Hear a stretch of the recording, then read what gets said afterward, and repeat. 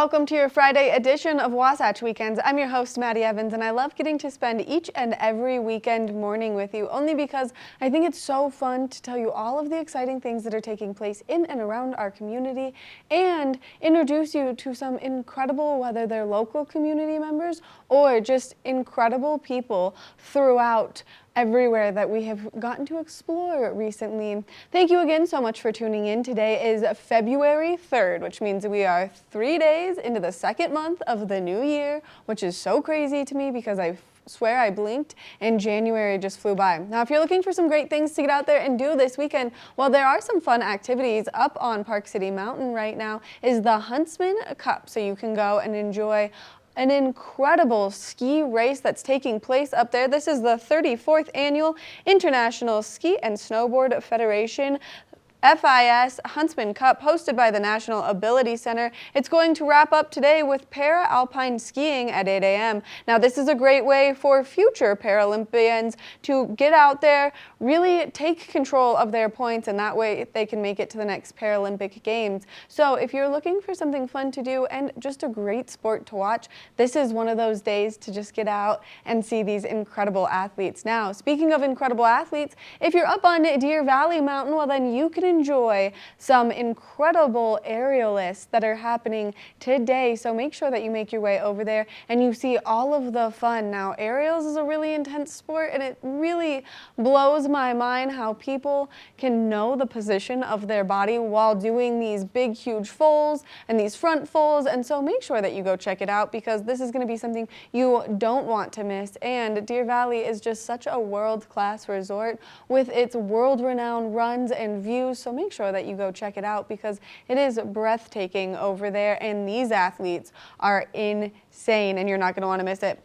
Now, Sundance and Slam Dance are over, but that doesn't mean you can't get out there and see a great film. And right now, Park City Film is back in action after the incredible week that we've had with Sundance and Slam Dance. So you can make your way over there and you can see a great movie that actually premiered at the 2022 Sundance Film Festival entitled Living. Now, this is about a guy who spent his life working in that office grind, but his office life is busy, his work life is lonely, and he's just trying to find that fulfillment. Unfortunately, he gets a serious medical diagnosis, and he has to come to terms with finding that fulfillment in life before it's too late. So you can always check that out as well. We've got a great show in store for you for the next little bit. We're going to introduce you to a wonderful recruiter who could help you find your next career. But then if you're looking to make some sweet treats that everyone in the family will enjoy, well, I've got a great no-bake cookie dough recipe. So make sure that you stay tuned for the next little bit. We're going to take a look at that local weather forecast right now. This resort report is brought to you by Sun and Ski Sports, your new mountain sports headquarters.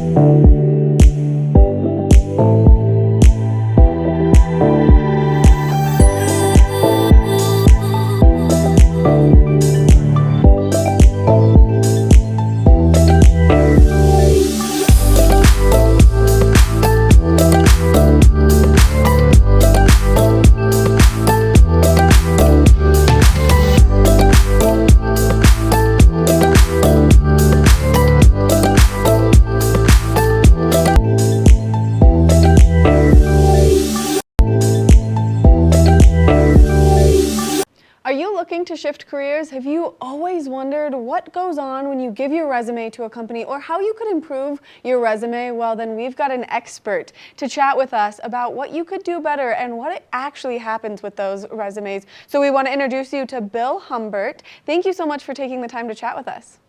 Maddie, it's so great to be here. Thank you. You're on your third book, and all of your books, I looked online, have raving reviews because they're so beneficial. And especially now, this day and age, there's so much technology that people are always like, oh, the resume is not that big of a deal, but it is. Well, it is, and if you work your search correctly, it isn't. And so that's the dichotomy that people have to deal with. Now, you've been doing this job where you've been helping people recruit and being a great recruiter and a talent attraction consultant. That's a tongue twister as well. How long have you been doing this? I've been a professional recruiter for over 40 years. I started in 1981 and oh gosh, and I've done 26 years of career coaching when I when I don't have recruiting contracts. So, what makes you an expert on resume writing? I've read over 400,000 resumes since 1981. And how long do you spend on reviewing a resume before you decide if that's the right candidate for you or not? So, Maddie, let me throw that back to you. How long do you think I spend on each resume? I'm going to say 10 minutes tops. I was timed in 1993 by Andrea, and I went through about 150 resumes. And when I got finished, I didn't even know she was standing behind me. I was so focused on reading those resumes. And she said, I just timed you when you read the resumes. And I went, really? And she goes, yeah. And I went, so what'd you find out? You spent as little as 2 seconds on a resume and as much as 12 seconds on a resume. You averaged 6 seconds a resume. And Maddie, since that was 1993, I like to think I've improved since then.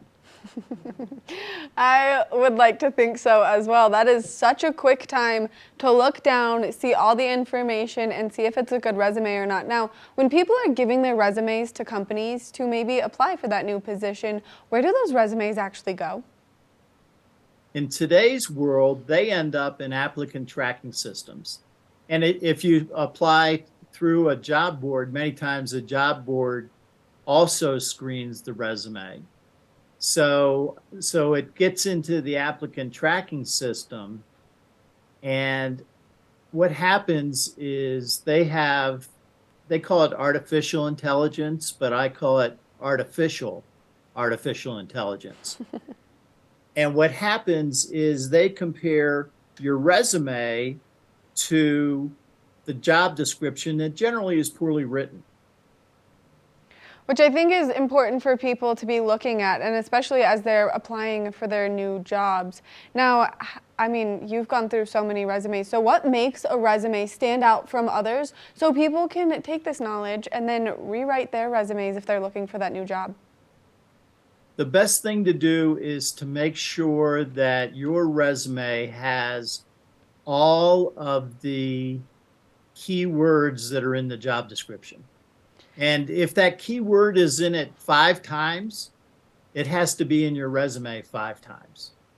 Now, this artificial intelligence, unbelievably, doesn't read a past tense as being a present tense or a present tense as being a past tense. So you don't, if the job description had it in past tense and you put present tense on your resume, it doesn't count. See, these are all things that I never knew. So do you have a real life story that illustrates how all of this works? Yeah, I was coaching a Harvard MBA, and they were just lamenting that I can't seem to get interviews. I've got great experience. I've got a Harvard MBA. I can't get an interview. I said, well, do me a favor. Send me your last job description that you applied for that you didn't hear from anybody. And then send me the resume that you sent to that company. And he did. And what happened was I ran it through, there's some software that anybody can use, and it's free if you don't want to go into a lot of detail. And it's called jobscan.co. And what it does is it matches the job description to your resume. And so this person got a 36 score. And I looked at the words that the resume did not have. And in the job description, for some reason, for this senior level position, they had high school diploma required. Now, let me ask you a question. How many Harvard MBAs are going to have high school diploma on their resume? I'm going to confidently say all of them. Well, none of them will say they have it. All of them will have had it by definition. Right. Right. And those are things that honestly the younger generation might not know. Now, as we are advancing our technologies and we have things like LinkedIn, let's talk a little bit about how people could up their LinkedIn profile to be noticed by those jobs and those companies and those recruiters such as yourself so that their profile matches the goal of their career. Well, the best way is to find the target company that you want to work for with the target position that happens to be open, if you're going to do it using LinkedIn. And then make sure that you use the same words that are in the job description in your LinkedIn profile. And I call that speaking their language. And when that recruiter reads that profile, they'll see that you're speaking their language and they're much more likely to contact you. Now let's talk a little bit about your website really quickly because you have a great website, therecruiterguy.com, correct? Recruiterguy.com, yes. Recruiterguy.com. Now, if people are interested in some of the great services that you offer, can you give us just a brief overview of what services you offer to help people? Absolutely. So my number one business is my talent attraction consulting business. And that I work with companies to begin to attract talent as opposed to trying to acquire talent. I am also a speaker, National Speaker Association speaker, so I'm a professional speaker. And I speak on talent attraction, on career search topics, and then also on proper goal setting. And then my 3 books are there. And then I have a blog. The blog is Just Saying. And there's, oh boy, there's probably 300 blogs in there now. And so it's fun, it's informative, and you can see my speaker reel, and I enjoy doing what I do. I love what I do. Which it's never a day of work if you love what you do, and you're going to help people find those careers that they love as well. Now, if people are interested in your 3rd book, Expect Success, where can they find it? Well, Expect Success, The Science of the Over 50 Career Search has a 5-star review. And what's really cool is the reviewer said, you know what, you don't have to be 50. I wish I had this book when I did a recent search. It's available on Amazon, Barnes & Noble, and what's really cool is even Walmart online has picked it up. Congratulations. That has to feel amazing as an author. Now let's talk a little bit about the other books that you have written and where people can find those and what they are about as well. So Recruiter Guy's Guide to Finding a Job is now out of print. That one I wrote in 2010, was published in 2010. Employee 5.0, Secrets of a Successful Job Search in a New World Order. That one's also really important for college students because there's a chapter in there that's just totally devoted to college students and internships and the importance of internships and how to find that first career job after graduation. And that's also available on Amazon. And then Expect Success. Bill, thank you so much for taking the time, chatting with us, giving us all this great information. And now if I'm ever in the market for a job, I'm coming right to you. Awesome. Well, I look forward to seeing you someday, Maddie. Hopefully, maybe not. I love what I do here. I think it's pretty amazing. Awesome. Bill, thank you again for taking the time to chat with us and giving us all this great information. Thank you, Maddie. It was fun. Make sure that you check out his website. That way, if you have any questions or maybe you're ready to make that career shift, well, he's a great starting point because he's going to help you find your dream job. We're going to take a short break, and when we come back, we've got more of the show, so stay tuned.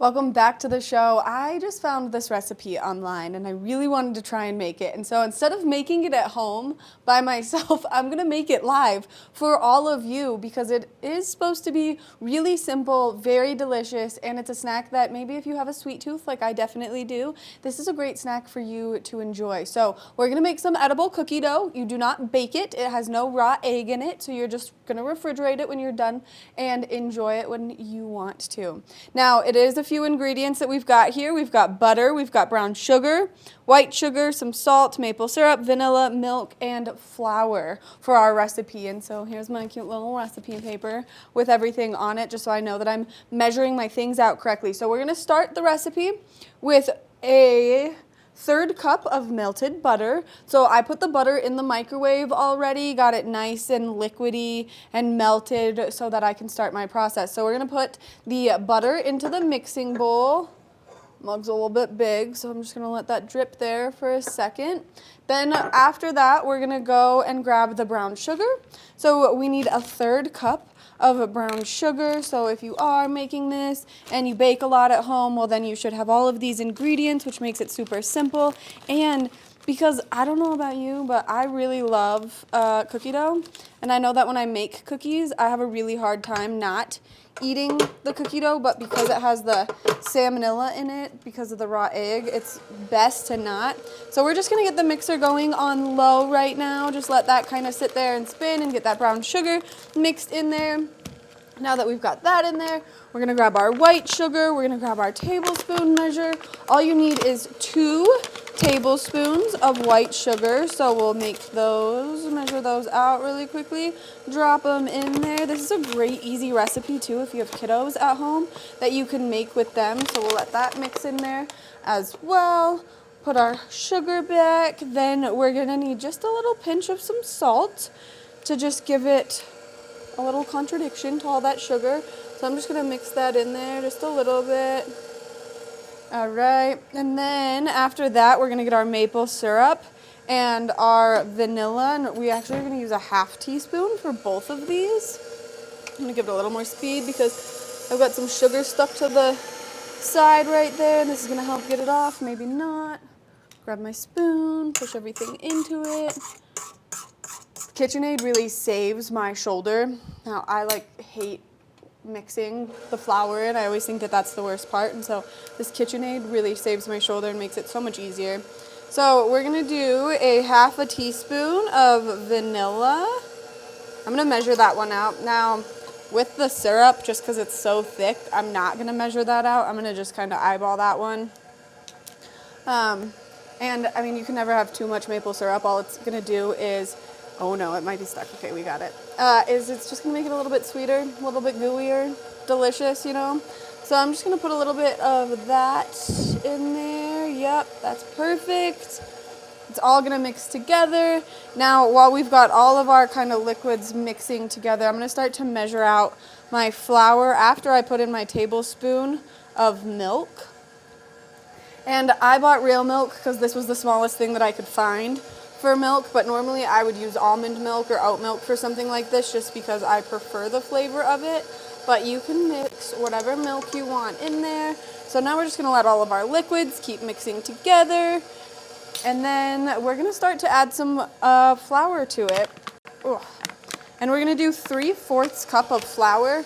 And you're supposed to use a sifter. Make sure you have no chunks in your flour. Unfortunately, I do not have my sifter here with me. So we're just gonna hopefully see how well this turns out. Now we're gonna put some flour in, let it mix a little bit. I'm gonna increase my speed, make it a little bit easier for the mixer to get its job done. We're just gonna let it keep going. This is really when the mixer comes in handy, is when you have to start mixing all of the flour in. I feel like it starts to get really hard on your shoulders, on your arms, and especially if you have a bad shoulder like me. So I like the mixer for this. I think it's wonderful. Now, it does look like it could use a little more liquid, so we're just gonna give it a little more speed and see if it gets all nice and doughy. And then, of course, we're gonna add chocolate chips to it to make it like chocolate chip cookie dough. Yeah, we're gonna add just a little more something. I think we should do a little more maple syrup over milk, just because I think that that's gonna be a better texture. And I also think that it'll help it kind of bond together just a little bit more. So we're gonna let that mix for a little bit. Then it's gonna come into that regular cookie dough form that you would get if you were making regular cookie dough. And now I'm gonna grab my spoon, and just push it down a little bit so that the mixer gets all the stuff at the bottom too. Oh, it looks good. It looks like cookie dough. And then the best part is you get to add your own chocolate chips, and because, I mean, you're not actually baking these into cookies, you can measure the chocolate chips with your heart and soul instead of with a measuring cup, which is exactly what I'm gonna do. I'm just gonna let that sit for a little bit longer. It's not really, it's getting close, but it's just a little bit hard still, like it's crumbly, and so I want it to just bond a little bit more together. Let's see, we're gonna give it a little speed on this one. I love it. Now we're gonna add our chocolate chips in. This is the best part.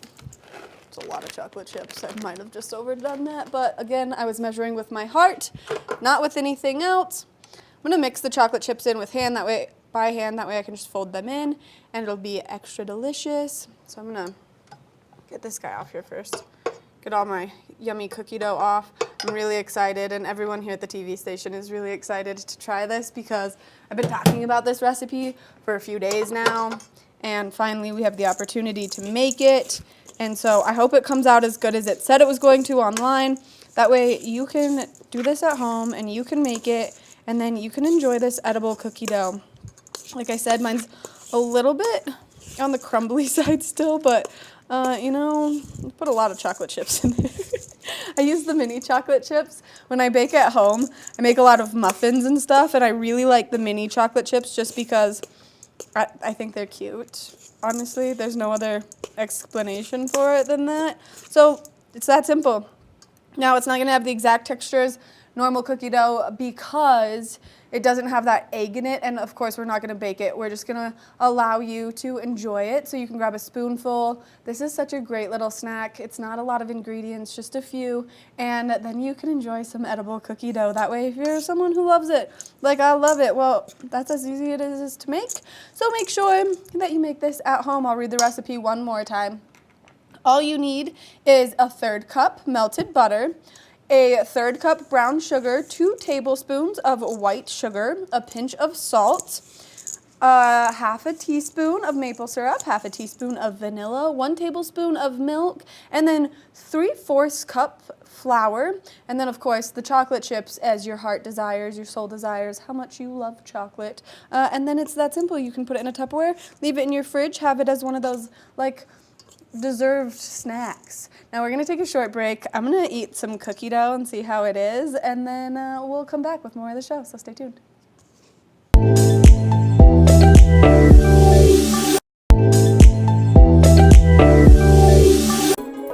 This resort report is brought to you by Sun & Ski Sports, your new mountain sports headquarters.